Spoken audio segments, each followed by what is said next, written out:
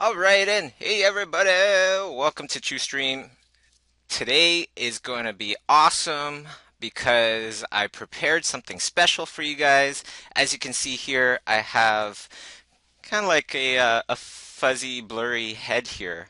Um, and the whole entire reason for this is because this is going to be another one of the many different exercises that I do that I've designed for myself that I'd like to share with you guys.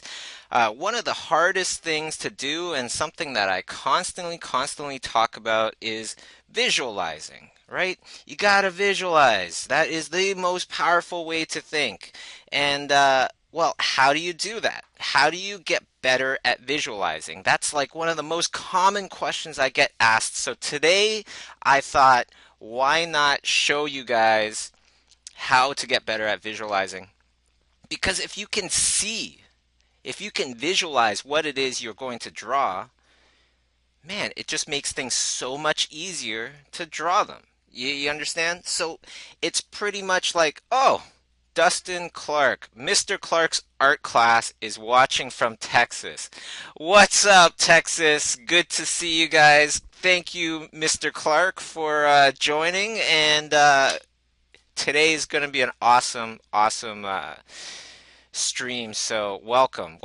And so for those of you that would like to join me as we're sketching and sketch off of the same file as me, you can see on the live stream, the very first comment there, I have a link, a special link that we created for you guys so that you can not only download this working file, but as well, it's a way for us to uh, keep in touch, for you to keep in touch with the new Chiu streams and things like that, the new broadcasts, because as some of you have noticed, my schedule is bonkers sometimes. It goes all over the place, and a lot of times what happens is people have a hard time keeping up, right? So this this link, it will give you the file that I'm working from, that I'm drawing this head from,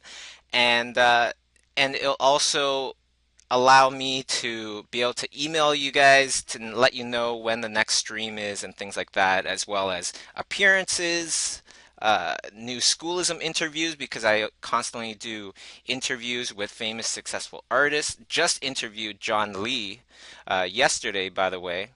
Um, John Lee is a very industry known professional that has no social media right now, no social media links, no website or anything like that. He's one of those elusive artists that was very hard to get, and so I was very happy and proud to be able to interview the man, the one and only John Lee. So, anyways,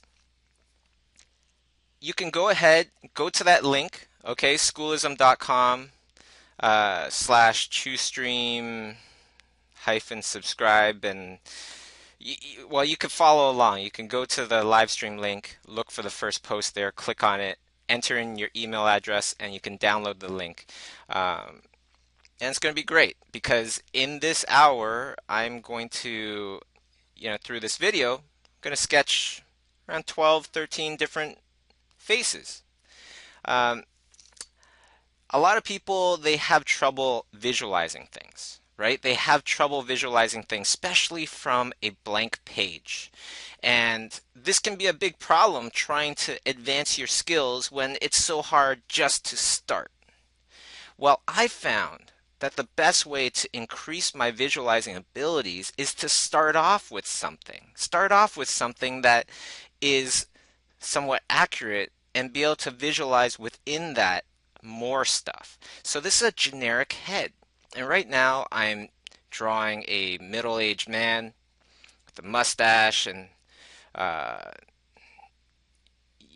big sideburns and things like that. After this, I'm going to be drawing a woman from the same model, from the same uh, rough, right? And this rough drawing here that I'm drawing on top of, it's on low opacity. You can't really see it very well, and it's meant to be like that for a reason. Because when you can't see things as clear as you'd like, that actually helps you to visualize better.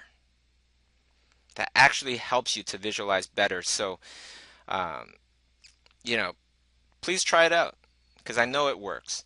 And after you try this out, after you start drawing your heads and things like that, please, share with others. And together, we're going to try to create well, we aren't just going to try, we are going to create a wonderful little group of us that gets together for these streams and practices, learns, gets better, things like that. Okay, so Troy, if you can hear me, refresh your page. The stream has started. And you know what? While I'm looking in the chat, why don't I give out a few shout outs as you're drawing the heads with me? And let me know where you're from. Let me know where you're from, and I'll give you a shout out. Okay? So I already know that Texas is here. Texas is watching. It's awesome. I think I saw earlier Colombia. We have Vancouver, Bulgaria, Colombia, Quebec, Belgium, Denmark, Dallas, Texas, Sao Paulo, Denmark, London, London, France, Quebec. Oh my gosh, Mexico, Florida, everywhere. Serbia, Pennsylvania, Ireland, Czech Republic, Japan, right on. England, Belgium, Singapore, Argentina, Spain, Russia, Italy, Bulgaria, Toronto, India, Sweden, Utah, Ukraine. Holy smokes, right on, everybody. This is going to be awesome. The group keeps growing every week, and you know what? I couldn't be happier because it just makes me feel like what we're doing here is important. What we're doing here is actually it's going to help lots and lots of people. India, Switzerland, awesome. Right on. Great stuff. Okay, I'm just going to tweet this out right now.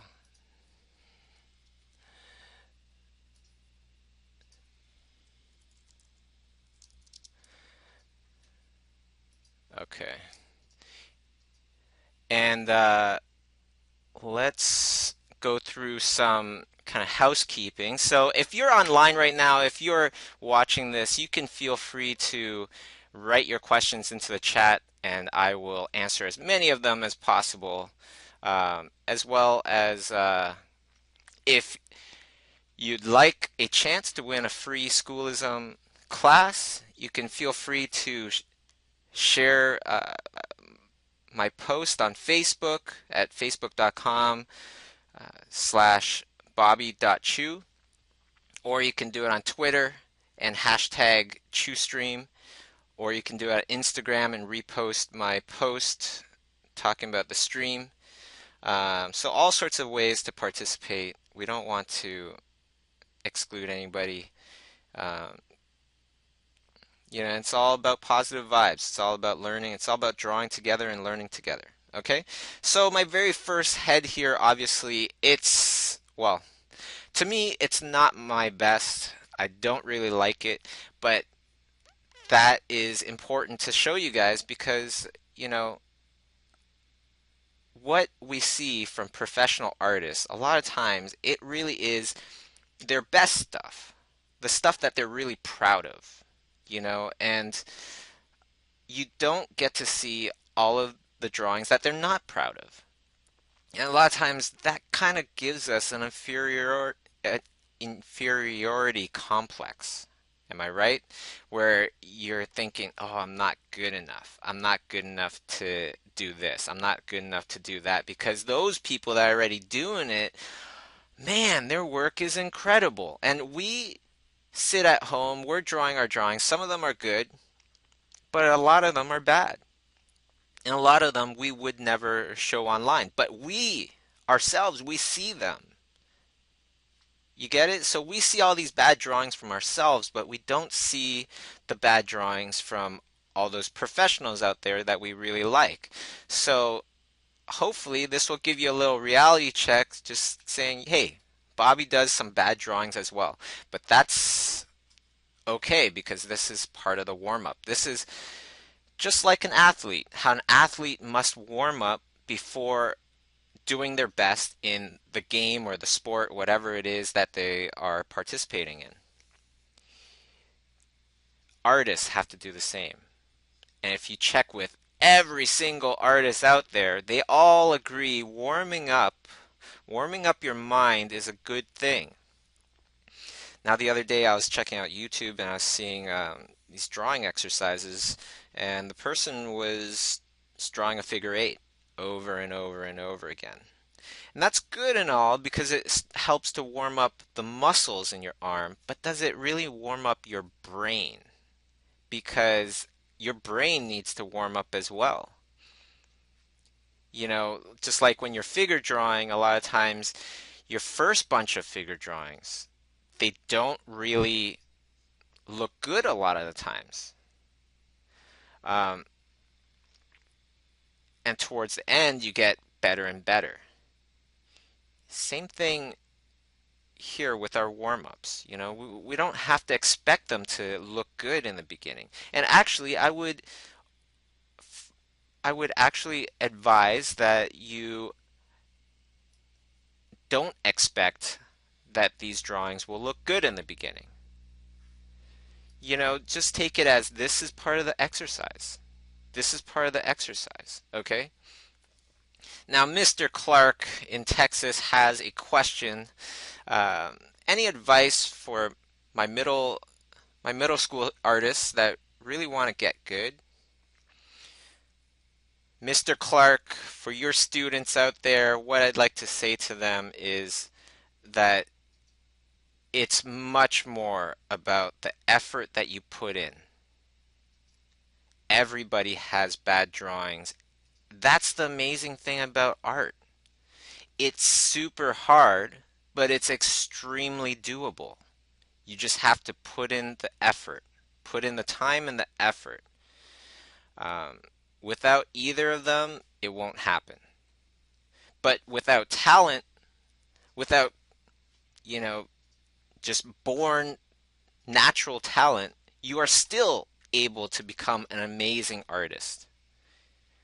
That's why art is so wonderful. You know, doesn't matter how rich you are, how poor you are, everybody is able to get good at art. And you can't get good at art by just having a lot of money, blessed with money in your life. You know, it's not about that. You have to put in the effort, which makes it so cool. And the thing is that we're all on the same path. I started off not being able to draw very well. I started off not being able to paint, and it's all about consistent effort. And if I could say anything to the middle school version of myself, I would tell myself to dream a lot bigger. The best thing about being in middle school is that you have a lot of time on your hands. And when a person has a lot of time on their hands, um, like in their future, you have so much time to grow and get better and to better your lives and things like that. When you have a lot of time on your hands, you can change the world. I know many of you might not totally understand that or totally believe it at this point, but it's absolutely true. You know, it's something that I've only started to learn um, into my late 20s, early 30s, that yeah, you can actually change the world. You can start to change your industry, start changing the city that you live in, and things like that, um, just through sheer consistency over time. It's awesome. Okay, so dream big, right? Let's go to the next question here. Are we allowed to erase any lines, mistakes during the sketch warm-up? Head somewhere that not erasing helps visualizing as well. Or, sorry, read somewhere that not erasing helps visualizing as well. You know what helps visualizing is just imagining, trying to visualize the marks that you're going to do before you do it and see if it's good or not. Try to visualize it and try to see if it's good or not. Okay, so I'm off to my third head now, just trying to visualize. That's what I'm trying to do now. I'm just looking at it, trying to visualize the marks that I put down. What are they going to be? And even though the marks that I'm putting down here are quite dark, um, that doesn't mean that you have to use dark marks as well. A lot of times when you put down a dark mark and you're not that good at visualizing, you kind of lose your visualization, right? You kind of lose your initial idea. You can't see that idea nearly as clear anymore because that dark mark just haunts you and you can't see anything else but. Okay? So keep your stuff lighter if you like. Now, the other thing is you don't have to keep to the marks that are laid out for that head sketch. Okay? Uh, you can actually riff off of it and change the proportions, change certain things. And this is the example of that. How I made the eye much bigger than it was before. I'm just using the the low opacity head as a base for my creations. Okay, so you can feel free to do the same thing if you feel like you're a bit more advanced. But if you are not that advanced yet, this is a warm-up. Okay, so stick to things that are going to help you learn more instead of try more things but not learn as much. Okay, let's go to the next question. Um, how do you approach drawing figures while doing this exercise freehand with little or no references? How do you approach drawing figures while doing this exercise freehand? Well, you just kind of have to visualize it. I think about the structure. I think about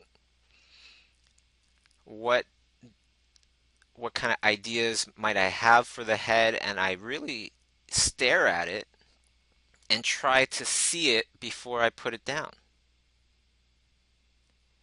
Okay, and that's really what you want to do there. Um, and references, little or no references, yeah, you can totally do this with zero references. You know why? Because we've all seen people. For years and years and years, we've all seen people. You know, deep down inside, you know what a person looks like. You know what looks right, looks wrong, things like that. So just go with it. The first day might be not that good. But you know what? Like I was saying in the last stream, if you are constantly doing this, the other thing that happens is that you will constantly observe things much more. Because if you're trying to figure out how does light fall onto a face and you're having trouble, next time you see some nice lighting on somebody's face, look at it. Look at the problems that you had before and find the answers. And then use it in your next warm-up. That's what will tend to happen is you'll start to notice the answers for your problems, and the next time you do this exercise, you're going to retain some of that knowledge and put it down. All right, so this is a warm-up. No need for reference. Okay? No need for reference. This is just trying to visualize as well as thinking of new ideas, for the kind of head that you're going to draw and things like that. And the whole entire challenge here is no reference. Just draw. And it doesn't matter how well the drawing looks in the end. All that matters is the effort that you put in. Okay. Mustafa says hello from Saudi Arabia. Hey, right on. It's a great diverse crowd today. Um, and today's exercise is really all about visualizing, okay? So those of you that joined late, you can look at just under the live stream here, the comment that I put down. If you want to participate on the Chiustream, I left a link, and you can click on that link, and it'll take you to a page that we created on Schoolism, where you type in your email and then you can download the link. Your email is essentially your login. And through this, you will be able to keep in touch with future streams so you can catch it live if you're watching this on YouTube later on, or you know, you can just keep in touch with what's going on, because that has been something that I've gotten a lot of emails about. How do you really keep in touch if you miss my tweet or things like that? This is the best way, okay? Okay, so let's go on to the next question now.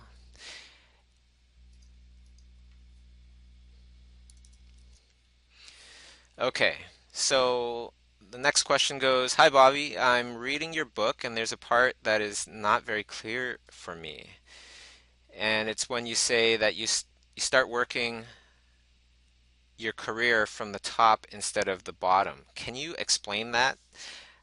That's I'm glad you brought that up. So in my book, The Perfect Bait, it's all about the things that I found to make uh, that have helped me in my career, helped me in my skills as being an artist. I talk about the fact that sometimes people tell you to start from the bottom, work your way up. But you know what? If you aim for the bottom, you're going to get the bottom. But if you aim for the top and you don't get that top position, okay, then just go for the second position. Okay, you can't get that, go for the third position, fourth position, so on and so forth. You might end up starting at the 56th position, but at least it's not dead last, the 100th position, or whatever it might be. When you're aiming for higher positions, then you also can look at your art and go, okay, I need to work on this, I need to work on that to get to that high position, right? If you're aiming for the lowest position, you might already qualify and you won't go that extra distance to better your skills and so on and so forth. And a lot of times, once we get a job, we get complacent and we stop learning as much. We don't learn as much as when we were in school. And a lot of people, they feel, oh, when you get older, it's harder to learn. No, it's more like when you stop learning, it gets harder to learn because you don't get used to it anymore. You're not used to sitting in a class for 3 hours at a time on one subject and just sitting there and concentrating and paying attention and learning. It's like your attention span gets less and less and less. And just going back to the whole entire idea of visualizing and what that can do for you, you know, when we were contacted to work on Alice in Wonderland, the very first thing that I did was sit at my desk, look at a TV that was turned off. It's not even turned off, it's unplugged. I just left the TV up on top of my desk that was unplugged. And the whole entire reason is because I look at that TV and I try to visualize, okay, I know what the classic Alice in Wonderland looks like, the Disney version. What does Tim Burton's version of Alice in Wonderland look like? Really just stare at it. Really stare at it, and I remember sitting there and looking at that blank screen for about 20 minutes, 20 to 30 minutes, trying to visualize Tim Burton's version of Alice in Wonderland. And then after a while, I kind of saw it and I started to paint. Now, if I did not constantly practice visualizing better and better, that would be very difficult to do. That's why I encourage every student of mine to practice visualizing. It is the hardest thing to do, but it's the most powerful thing to learn. If you ever try to just close your eyes and visualize a cube, a linear cube, and be able to control that cube and turn it in your head, it doesn't work a lot of times. It's very difficult a lot of times.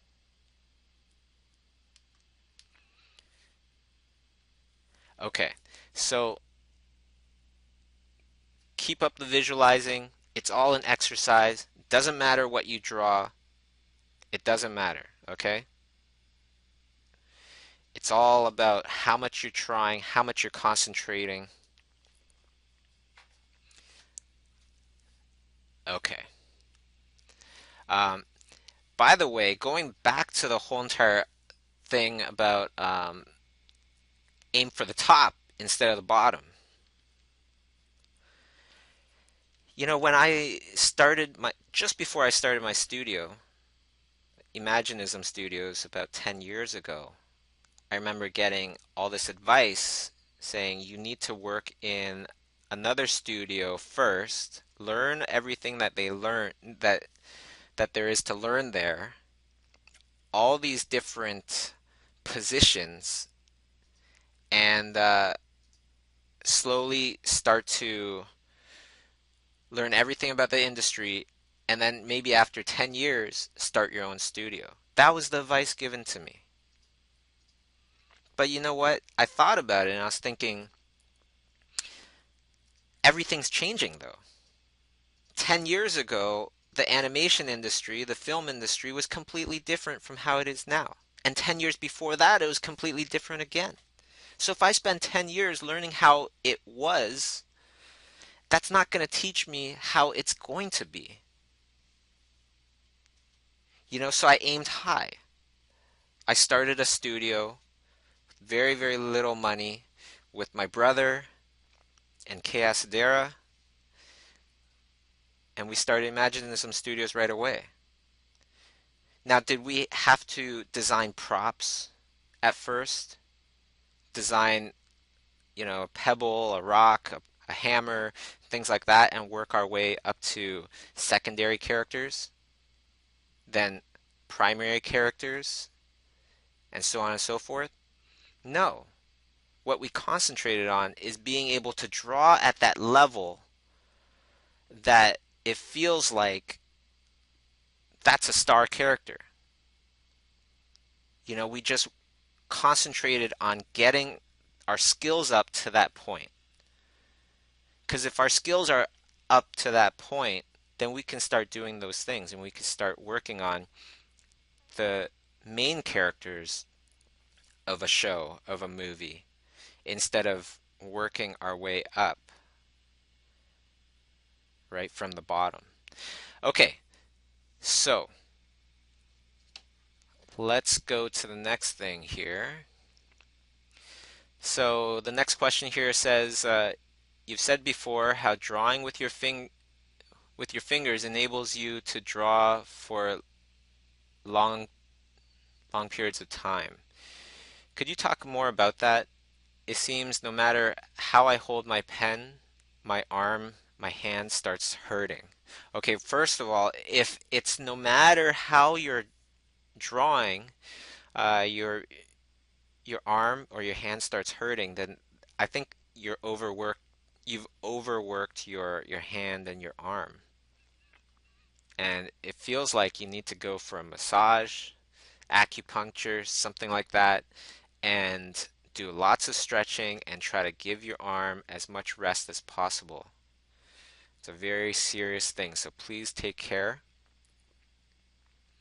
I went through my own bout of arm, wrist problems, shoulder problems, things like that.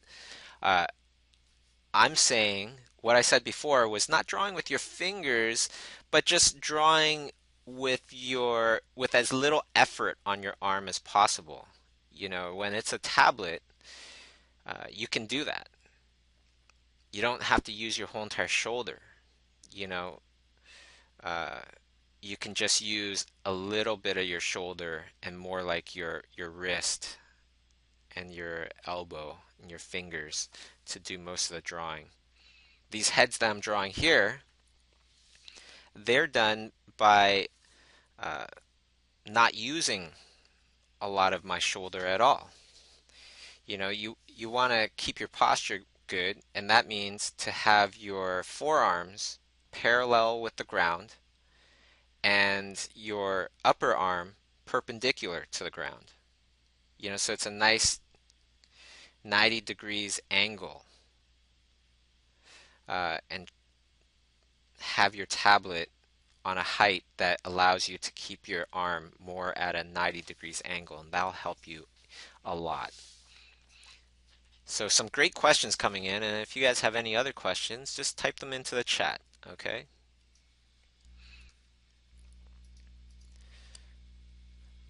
Okay. So as you can see here, I'm doing something a bit more advanced where I blocked out the face that I was working from.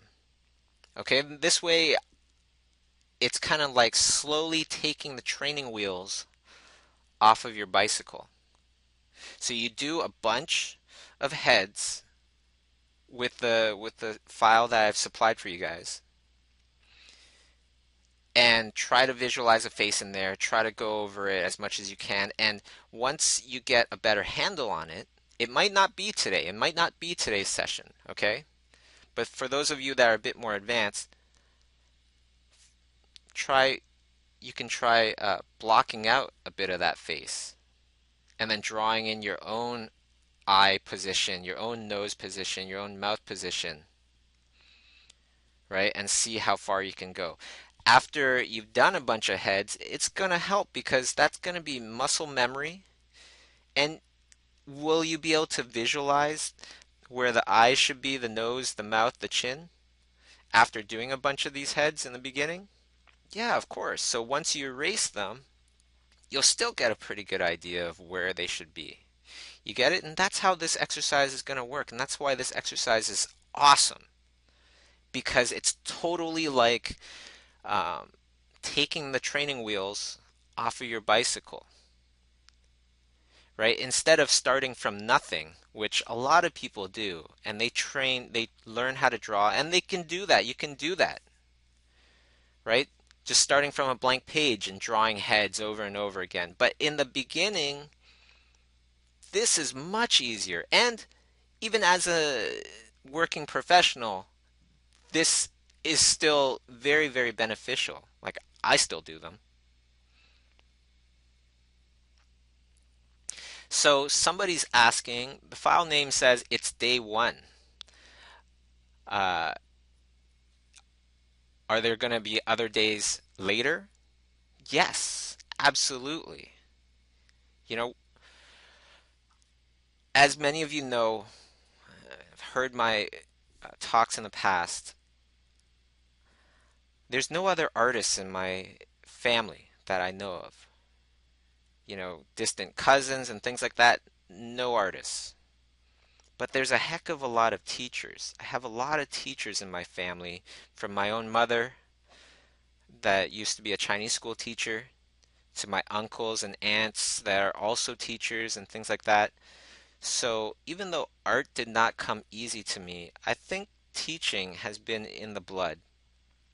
And when I graduated uh, college, I started teaching people for free on the subway, on the subways of Toronto. Anybody that wanted to meet me could come to the subways in Toronto and meet me on a specific day, specific time. And that was great because we really changed the culture of art in Toronto. And the sketch group still continues to this day.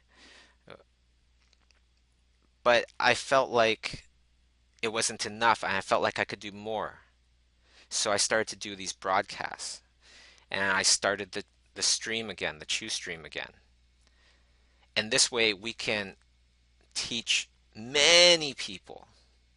Even if you have, you know, uh, no time, you can watch this on YouTube. If you have no money, it doesn't matter. This is for free. And the whole entire idea is that in an ideal world, everybody should deserve great education, be able to afford great education. So, with today's technology, we're actually able to do that. We're actually able to give great education um, all around the world, especially through this stream, things like that. We're able to do that. So, you know, why not, right? Why not? And that's what I like to do with these streams. So, I would have day one, day two, day three, day four, different exercises, different things to practice, explaining different exercises and things like that that you can do on your own to get better. Isn't that going to be awesome? Pull your friends into it, get everybody good, and let's give art itself a nice little turbo boost. Okay, let's go to the next question. I gotta just copy a few questions in here because they're coming in pretty good. Um, Troy asks, how do I meet the Toronto Sketch Group now? Um, I'm actually not too familiar because I've given it to my buddy Peter Chan to take care of, him and Brad Goldstein. So if you go to imaginismstudios.com and you on Learn, you can see a link that leads you to subway sketching. Okay. Somebody's asking, where do we post our sketches after this? You can post it anywhere.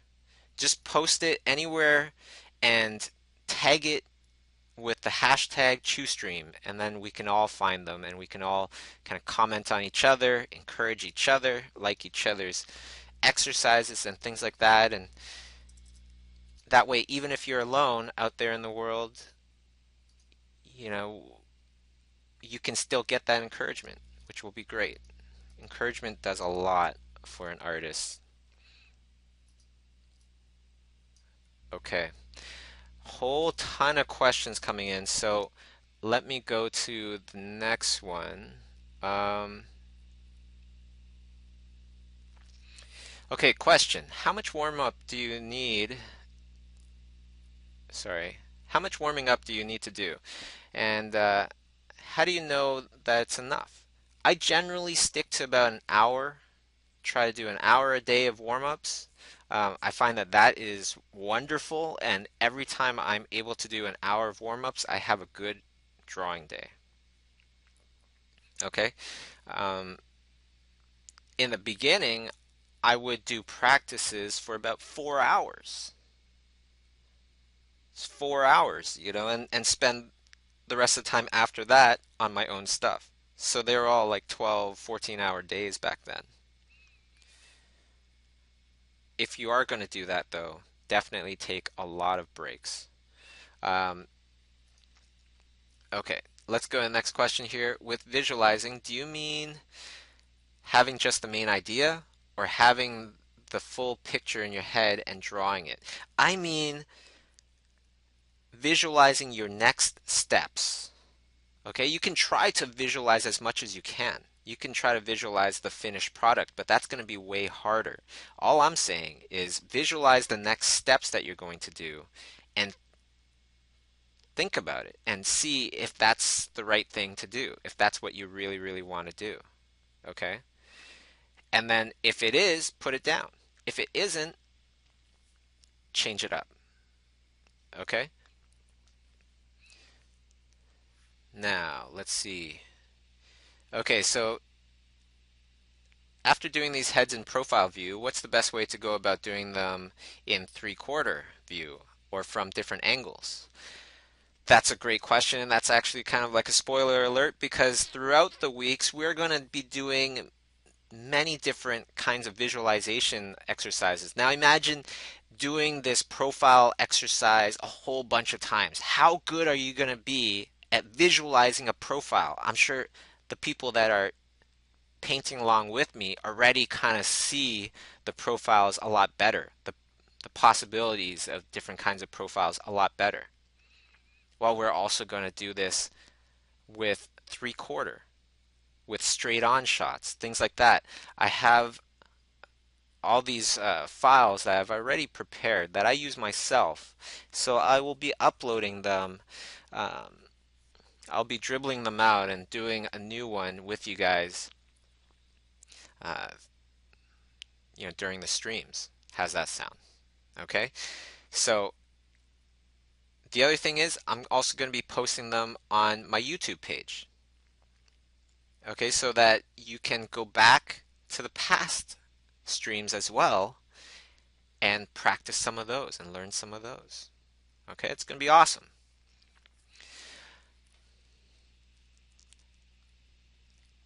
Okay, so next question here is, hey Bobby, Ben from Utah. What things would you like to include in your portfolio when looking for a job in visual development? What should I be working on? Fundamentals.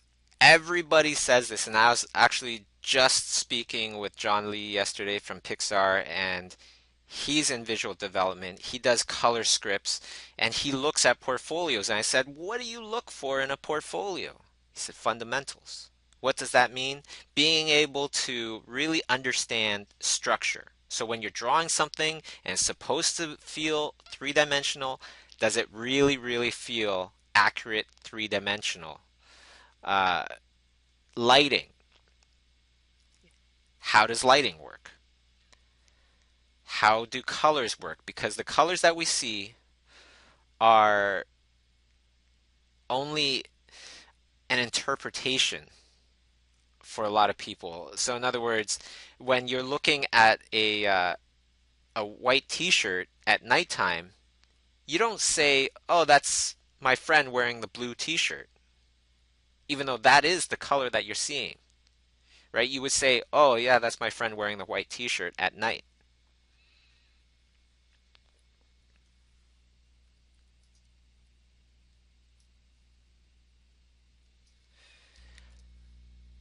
So what I'm doing here, somebody's asking, where do you post all these questions and stuff?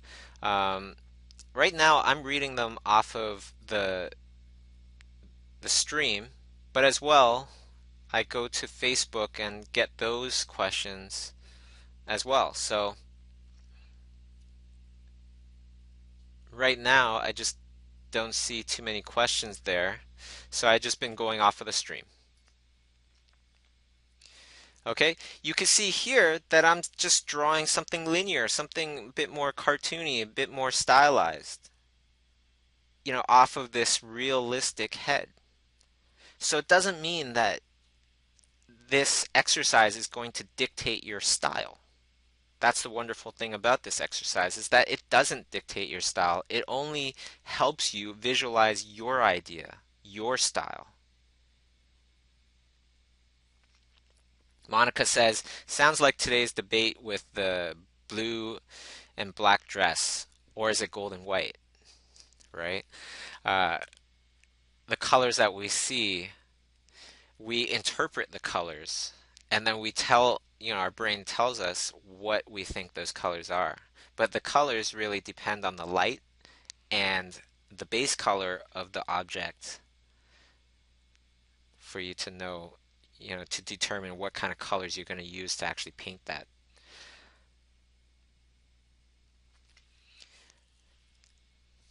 So again, I'm doing more of a line drawing in this one, which is fun. Let's go to the next question here. Okay, so your anatomy structure is really good. I was wondering if you could talk about how you learned it from this exercise. A lot of times, like, for example, creatures, they, do I know every muscle and bone in the creature anatomy? Like, like Tara Whitlatch, she really does. But a lot of times we don't. And the main thing is that I will create something that looks doable, that looks like it works. And that is through the ability to visualize the creatures that I'm making and even visualize them and how they would move. It all goes back to visualizing again. So your anatomy, just try to visualize it. Just do your best. You see this ear? Does that feel like a realistic ear? No. But trust in the fact that you are a person that has lived for at least a bunch of years and have experienced in those bunch of years looking at actual real people, right? So it's in your head. You know what a person looks like. You just got to dig it out. And then as you're digging it out, you're going to realize, oh, actually, I don't know uh, the fleshy part between your nose and your mouth, and how does that really work? So then you can investigate. But if every time you're just staring at a reference image and you're drawing that reference image, then a lot of times you don't get to ask yourself the right questions. And of course, drawing from reference is good as well. There's definite benefits in that. But I'm saying that drawing from your imagination will help to take that feeling that you need to have reference. It'll take that feeling away, and you'll be a lot more confident in drawing heads. And you know what? You'll gain a lot more knowledge from drawing this way. Drawing from your imagination first, and then seeing where you went wrong, where you went right, and correct it.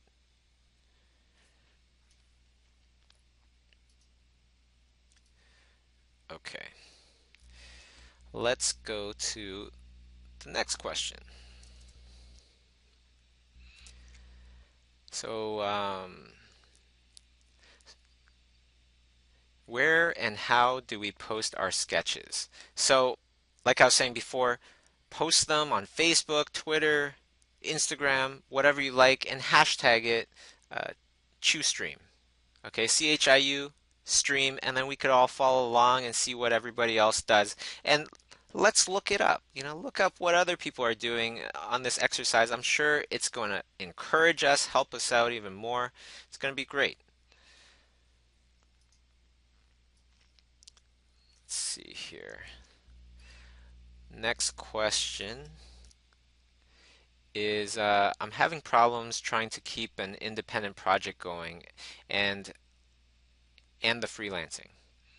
A lot of time a lot of times the freelance takes up a lot of my time. How do you balance the two? You gotta kind of allot a certain amount of time for each. So big projects like that you can't possibly finish in a day for sure. A lot of times what I do is I just put a time limit on it. So I'll say I need to spend, um, 1 hour on this, 2 hours on this, and that way you can keep multiple projects going. It's not ideal, a lot of times for a lot of people, it's not ideal to take on multiple projects, um, but that's how you do it. And I'm a person that takes on multiple projects, so I will have in my to-do list, I'll say I got to spend this much time on it, this much time on it, and that's how I get through my day. Um, let's go for the next question, which is a tablet question. At school, I use Cintiq, which is great. At home, I use a tablet and things come out askewed. For instance, when I'm trying to draw a circle, I get more of an oval. Any tips? If you're using a Cintiq, then you can see what you're drawing directly under your pen. When you're using a tablet, you can't, and that's why your circles are becoming more like ellipses. Um, what you need to do is just chop up your lines a bit more. Try not to go for a big, long, fluid line, but instead go kind of chop into it, these small, small little lines, and create that circle.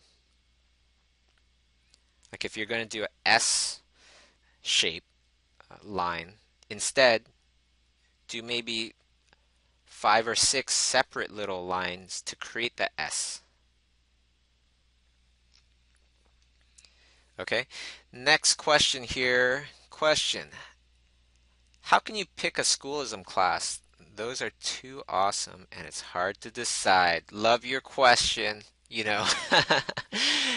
Yeah, definitely. Schoolism, I'm so proud of the teachers on Schoolism because it's really a collection of all the people that I wanted to learn from that I thought are like the best teachers to do the job.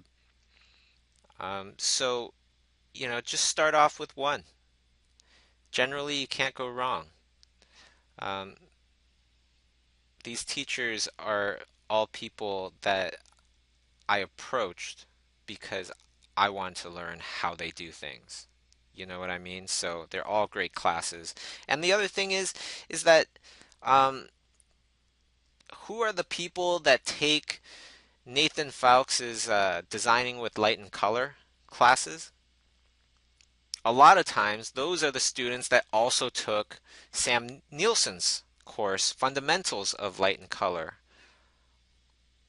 or took Dyson Roberts' course, Dice Tatsumi and Robert Kondo's course, um, painting with light and color. So the real thing is how to get good at painting. You learn from many different teachers how to paint. If you only learn from one teacher, then you're just going to be a watered down version of that one teacher. If you learn from many different teachers, then you create your own identity. You're going to learn all these different philosophies on the same subject, and that will really expand your mind. You'll see things that are the same. You'll see certain connections from what one person said to the other person. And that's how you start to build your own identity, your own theories, and stuff like that. So it depends on what you want to do, and that will determine what class you should start off with.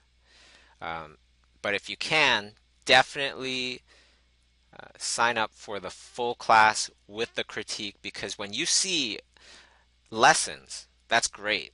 You can learn a lot from that. But when you see somebody draw over top of your drawing, talking to you specifically about your pluses and minuses in your drawing, that's when you jump, you know, light years ahead.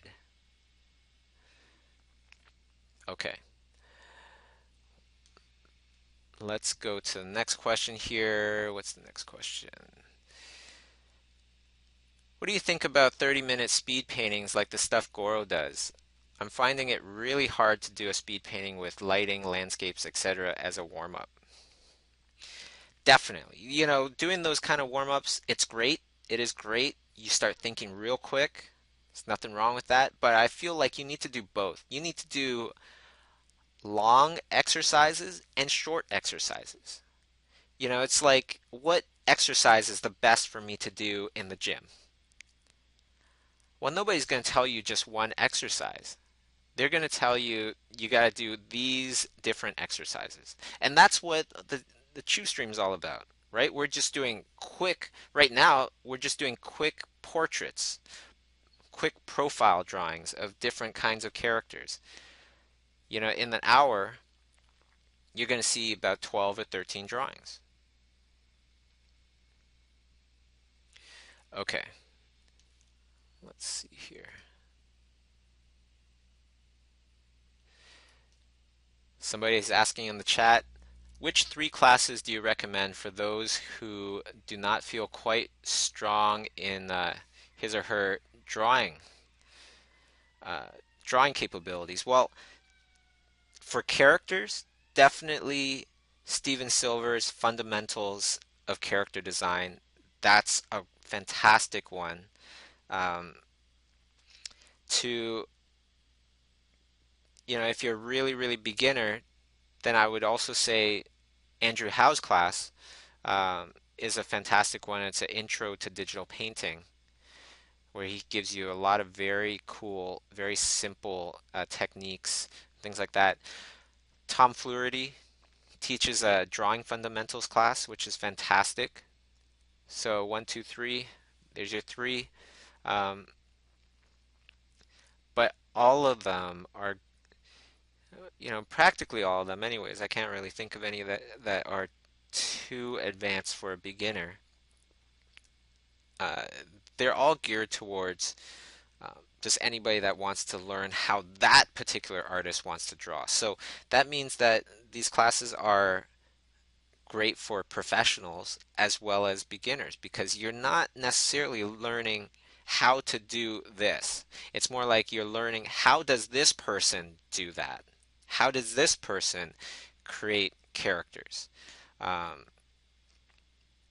like for example, the example I was using before, Nathan Fowkes, Sam Nielsen, Dice Tsutsumi, they're all teaching painting with light and color. What's the difference? Well, Sam's is very much scientific. It comes from a very scientific point of view where his theories all revolve around a ball, a sphere. And how does a perfectly rendered sphere help you paint a dinosaur, help you paint chrome, help you paint all sorts of things? Mustafa says, don't forget your course, Bobby. Thank you so much, Mustafa. Yes, I also teach digital painting techniques on Schoolism, which is great for beginners um, as well. If you want to learn digital painting. Um, but anyways, so Sam's revolves around this whole entire theory of the sphere, a perfectly rendered sphere to help guide you through your illustrations about how to light everything else. Um, Nathan's class talks much more about the design of the lighting. How do you design the lighting, the color and the light to convey emotions, to convey a certain uh, story and things like that. And then Dyson Robert, their course is very much a based on um, observing life itself and all the wonderful different kinds of lighting and things like that, and dissecting that, making it understandable so that you can create your own fictional paintings later, right? Which has been phenomenal. I'm saying phenomenal as in like I'm watching the courses. I watch all these courses, and every time it's a big eye opener. Okay, so let's go to the next question here, which is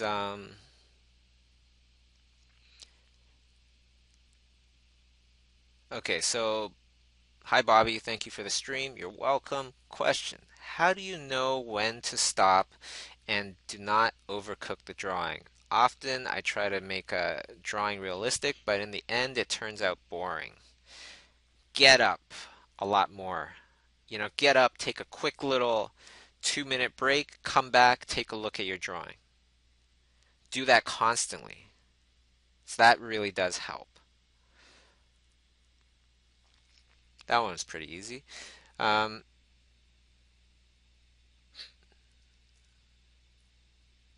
okay, so you know what? Let's go to the next question. So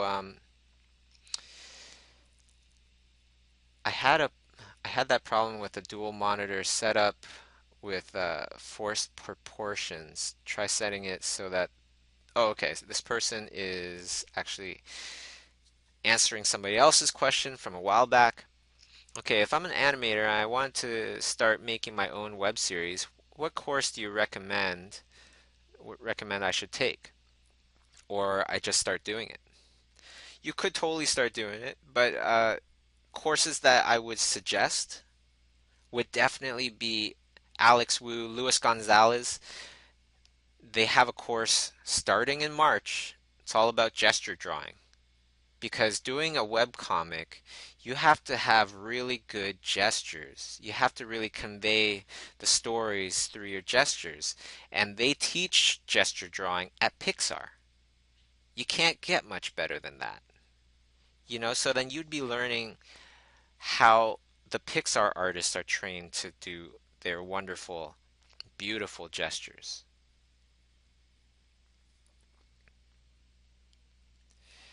Okay.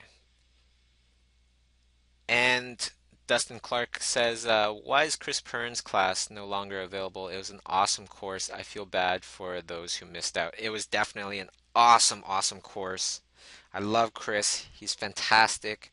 Um, the reason why we had to take off his class was because the audio was really bad. Hopefully, we can put it back on there. Hopefully, we can re-record the audio.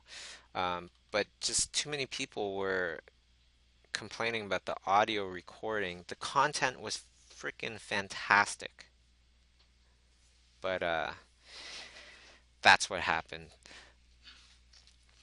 Okay, so this is pretty much reaching towards the end of our stream again. So I want to go to either Facebook, Twitter, or Instagram to find the winner, okay, of a free workshop or or a Schoolism online class. And by the way, we just opened the workshop in Calgary, open for registration. It's going to be awesome. April, it's going to be Steven Silver teaching character design, Nathan Fowkes, and Stanley Artgerm Lau, all the way from Singapore, is coming to Calgary. He's going to blow people away as well. It's going to be an amazing time. Kay and I are going to be there as well at the workshop, as well as the Calgary Expo. If you haven't been to the Calgary Expo, it's a fantastic event. I think over 100,000 people are going to show up. It's going to be awesome. And definitely, if you want to keep up with these streams, you want to keep in touch with me, you want to catch these streams live if you're watching these on YouTube after the fact, go to the link. Go to the link in the comments, or if you're watching this from the YouTube page, go to the link that you see there and click on that, download the file, and also at the same time, you'll be signing up for a notification list for future Chiu streams, Chiustream news, and Schoolism news right on. So, without further ado, I'm thinking who or what kind of avenue should I look at to pick out a winner? I'm thinking this time I'm going to go to Instagram. Let's go to Instagram, okay? And am I going to be at the Montreal workshop? Heck yes, I'm going to be at the Montreal workshop. It's going to be awesome. Um, okay. Scrolling through, randomly choose, and the winner is Troy Mosley. Okay, Troy, you just won either an all-access pass to the Toronto workshop, the Montreal workshop, or the Calgary workshop, one of your choice, or a self-start course on Schoolism. So congratulations, right on. I know that not everybody can get on Instagram, and that's why I am going to randomly choose every time. Twitter, Facebook, Instagram, either way, somebody or people will be able to participate, right? That's the main thing. So thank you everybody for tuning in, drawing with me. I hope you like the drawings, and doing one last drawing for you guys. Something a little sillier, putting an expression on there. But congratulations to Troy, and for those of you out there that are watching this now on live stream, I'll be posting this on my YouTube page, and I'll post a link on the live stream page to my YouTube page, so that if you want to draw with me again and perhaps draw the faces that I'm drawing for practice, then you can feel free to do so. Okay? Wonderful time uh, being with you guys. Thank you so much for starting my day right and starting it on a positive note. It's been fun. It's been awesome. And I will see you guys. I guess, let's see. Let's see. Next time I'll see you guys. I'm not sure. So I guess we'll just stick to the social media, but as well, I'll be notifying everybody that put in their email into the link and downloaded the file. I'll be notifying you guys through email when the next stream is going to be.